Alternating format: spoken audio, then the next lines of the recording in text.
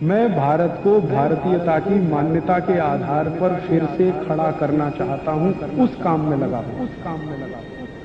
तो ये सूत्र, आखिरी सूत्र से फिर मैं उल्टा चलता हूं, पीछे तक आता हूं। आखिरी सूत्र ये है कि अपने रसोई घर में से दो चीजों को निकाल के बाहर करिए, एक तो शुगर, चीनी, शक्कर, और दूसरा ये डबल रिफाइंड तेल, ट्रिपल रिफाइंड तेल, डालडा, वनस्पति घी, वेजिटेबल ऑयल, ये दोनों बाहर करिए। अंदर क्या लाना है?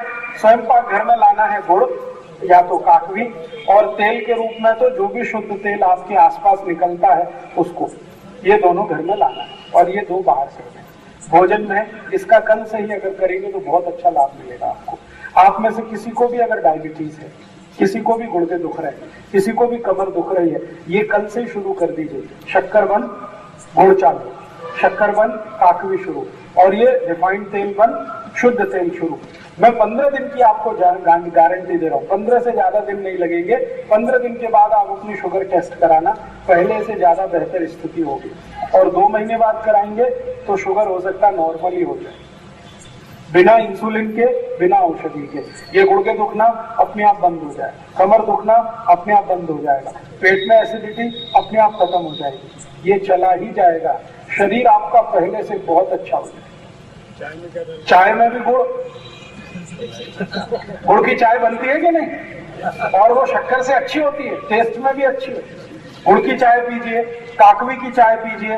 दूध में डालना है तो गुड़ मिलाइए, दूध में मिलानी है तो काकवी मिलाइए, अगर ताक में मिलाना है तो गुड़ मिलाइए, और मिलाना है तो काकवी मिलाइए। शुगर बिल्कुल बंद। बासुंदी भी खानी है तो गुड़ की खाइए, हाँ, बासुंदी गुड़ की खाइए। खीर बनानी है तो गुड़ की बनाइए, खीर बनानी है तो काकवी की बनाइए, लड्डू बनाना है तो गुड़ का बनाइए, काकवी का बनाइए। जो मिठाई आपको बनानी है खूब बनाइए, गुड़ की बनाइए। गुड़ आप कितना भी खाएंगे तकलीफ नहीं आएगी। मैं तो सबको बोलता हूं जिनको डायबिटीज है वो भी गुड़ खाए तो तकलीफ नहीं आएगी, क्योंकि गुड़ में जो शुगर है ना वो मोनोसैकेराइड्स फॉर्म में है, और शक्कर जो है वो पॉलीसैकेराइड, दोनों में जमीन आसमान का। इसलिए गुड़ खाइए, काकवी खाइए, कोई तकलीफ नहीं। बासुंदी भी खाए गुड़ की, दूध में डालना तो गुड़, दूध में मिलाना तो काकवी। अगर आपको शरबत पीना मान लीजिए तो गुड़ का पीजिए ना, गुड़ का शरबत, क्या बुराई है? नींबू की शिकंजी बनानी है गुड़ में बनाइए, काकवी में बनाइए, शक्कर बिल्कुल बंद कर। तो यहां से ये सूत्र था आज के विषय का आखिरी सूत्र। शक्कर और वेजिटेबल ऑयल, डालडा, ये घर के बाहर। उसके पहले के सूत्र एक बार फिर से रिपीट करता हूं ताकि याद हो जाए। भोजन करना है, दो विरुद्ध वस्तुएं कभी भी एक साथ नहीं। विरुद्ध वस्तुओं की कल नहीं तो परसों में पूरी लिस्ट बताऊंगा, आप चाहे तो कागज पेन से नोट कर सकते हैं। उसके आगे भोजन करना है तो बैठ के ही करना है, कभी भी खड़े होके नहीं। भोजन करना है तो धीरे धीरे करना है, सावकाश करना है। भोजन दोपहर का किया तो 20 मिनट विश्रांति जरूर करनी है। भोजन रात का किया तो 2 घंटे तक विश्रांति नहीं करनी। विश्रांति जब भी करेंगे सिर आपका पूर्व की दिशा में रखना है, पांव हमेशा पश्चिम में रहे तो अच्छा है। कोई बहुत मजबूरी आए तो दक्षिण में सिर कर सकते हैं। और अगर आप कुछ भी ऐसी स्थिति में नहीं है दोपहर का भोजन के बाद विश्रांति कर सके तो 3 मिनट से लेकर 20 मिनट तक वज्रासन में जरूर बैठना है। तो कल के 4 सूत्र, आज के 10 सूत्र, 14 हो गए। ये 14 सूत्रों का पालन आप में से जो भी करे, मेरी गारंटी है जिंदगी भर सुखी, निरोगी, निरामय रहे। मैं खुद इन 14 सूत्रों का पालन करता हूं और पिछले 18 साल से मैं किसी डॉक्टर के पास नहीं गया, अगले 18 साल भी जाने वाला नहीं, क्योंकि मुझे मालूम है तकलीफ होने वाली नहीं।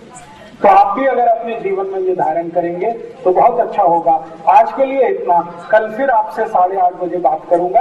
और कल थोड़ा महत्व का विषय है, चिकित्सा का विषय, कल से मैं आपसे शुरू करूंगा। एक जानकारी, हाँ, सोयाबीन बिल्कुल नहीं, गलती से भी नहीं। अच्छा, मैं आपसे एक प्रश्न पूछ लूं, भगवान को पूजा करते हैं तो उसमें बहुत सारी दाल रखते हैं, पूजा में रखते हैं, तुअर की दाल रखते हैं, मूंग की दाल रखते हैं, मसूर की दाल रखते हैं, सोयाबीन की रखते हैं। भगवान को पूजा करते समय कभी सोयाबीन की दाल रखी देखिए? क्यों? सोयाबीन भी दाल है।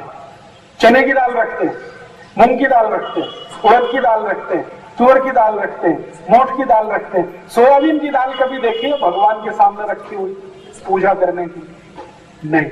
जो भगवान को अर्पण नहीं कर सकते वो आप कैसे खा सकते? सोयाबीन की गलती से भी ना दाल खाइए ना तेल खाइए। तो समझ लीजिए बीमारियां भी सबसे ज्यादा उसी के कारण। ये जो सोयाबीन है दाल के रूप में या तेल के रूप में, ये शरीर को कभी भी हजम नहीं होता।